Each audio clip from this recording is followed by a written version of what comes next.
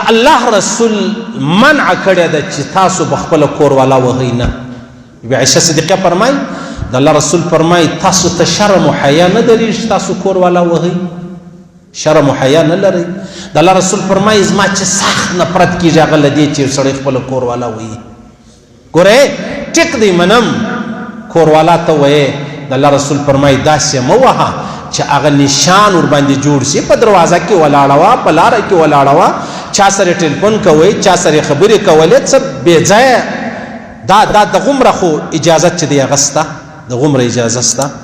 حضرت عمر فاروق رضی الله تعالی عنه یو ورځ خپله کور والا وهله، یو سړی ورباندې رالی، بیا پوښتنه ځینې وکړه ولې خیر خیر، هغه ویل ما د الله د رسول څه اورېدلي دي که چا کور والا وهله پوښتنه مه جنګ کوه چې پر چشتې وواله، ځکه هغه به د دوی دوه د عزت مسله وي، نو چې تا ته کیسه وکړي نو د عزت رسوا سو. او د الله رسول فرمایي دا نو ډېر بدترین شخص دی چې یو سړی خپله کور والا وهي. ګوره پښتانه نه دي، پښتانه ډېر ستړی قوم دی، داسې ستړی. په دوزخ کې په کافرانو کې به یهود ډېر ذلیلوي، په دوزخ کې په مسلمانانو کې به پښتانه ډېر ذلیلوي، په روی زمین هم دغسې ده. هسې د دین په نامه او د دین په بانو مې ځانونه سره خطا ایستلي دي. زموږ په کورو کې پخوا خو د زنانې وهل د کور والا وهل بیخي عامه خبره وه. اوس تقریبا دا موبایل او څه داسې مخکې شاته خبرې سره شوې وهل څه کم سلو. یعنې اوس هم په کورو کې داسې شته چې مشر ورور دا راولاړ شي خپله ورېنداره وهي، مشر لیور دا راولاړېږي خپله کشره ورېنداره وهي. ولې وایې؟ زه د کور مشر یم. ولې وایې؟ دا د کور خدمت نه کوي. ولې دې وواهله؟ زما د مور په قول نه کوي. ولې دې وواهله؟ ما د پلانې خبرې ورته وویل میلمانه راغلي وو سالن ډوډۍ پخه که هغه یې نه پخول. تر دې نو بالا غټ سپی شته چې یو سړی پر ورېنداره راغورځېدلي؟ نه شته هو پښتنو کې شته. ورسې ویې ګورئ زاړه سپین ږیرو پوښتنه وکړه چې دی دا زړو سپین سرو پوښتنه وکړه، هغه وژاړي چې زه زما خاوند وهلی وای خو پر تورو سترګو، خو دا د خاوند مشر ورور به زه وهلم، بیا مې په بېلچو وهلم، بیا هغه لوی لوی لرګي را باندې راخیستو، خاص تا به ول هغه لویه معرکه ده. څومره بده خبره نه ده؟ څومره بده خبره ده عزیزانو. نه پوهېږم چې دا زموږ معاشره ولې دا کوم ځای ته ورسېدله؟ څومره بده خبره ده یاره چې زه یا ته راولاړېږو پر ورېنداره باندې لاس پورته کړو، هسې مرګ غواړو یاره. دا ژوند موږ څه کوو؟ زما او ستا په کورو کې دی هېڅ مشرتوب نه چلېږي.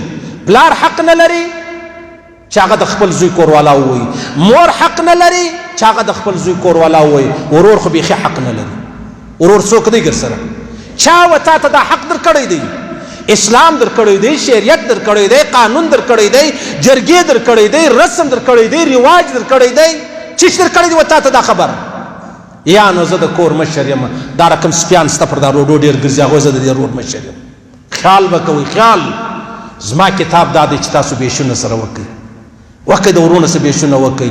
که تاسو پر ژوند خوند نه واخیستی راسئ په دغه مسجد کې ما تر لغتو لاندې کړئ. پرېږدئ دا خبرې پرېږدئ. هېڅ اتفاق مې اتفاق نه غواړي.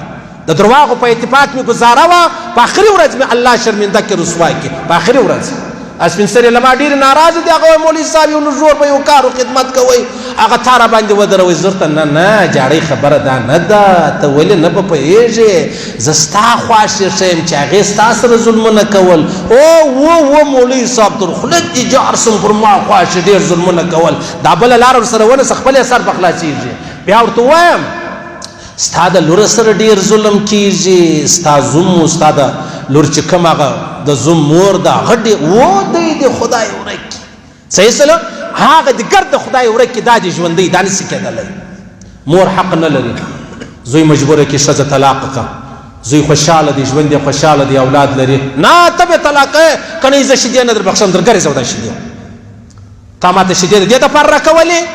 زما ټول ژوند را تباه کوې، زما کښلي کښلي بچیان دي، زه په هغه څه چم وکړم؟ دا ځوان راغلی و بچیان یې درلودو، زما مور وایي زه شیدې نه در بخښم، داسې پلانۍ زه شرا درته کوم، دا کور والا به طلاق کوي. ولې طلاق کړم؟ یا نو دغه لور چې ته کور والا نه کې طلاق دې سره زما ګزاره نه کې، زما په کول نه کوي، مال هېڅ مور نه چلېږي.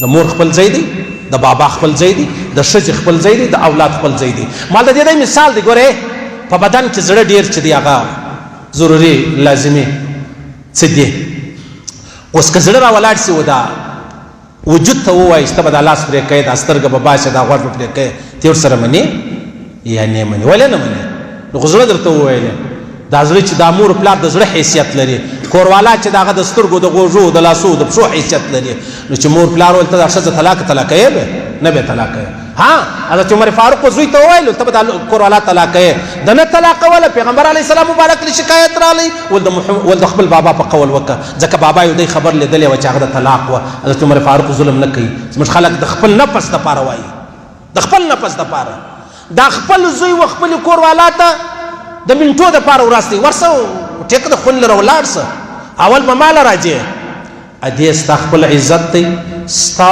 تر قدمو لاندې الله زما جنت یې شی دی صحیح ده ستا تر قدمو لاندې خو د دې دا معنا نه ده چې جنت به تر آخره پورې څه حق ستا دی څه زما دی څه به ته یې څه به زه یم نو به ژوند سره تېروو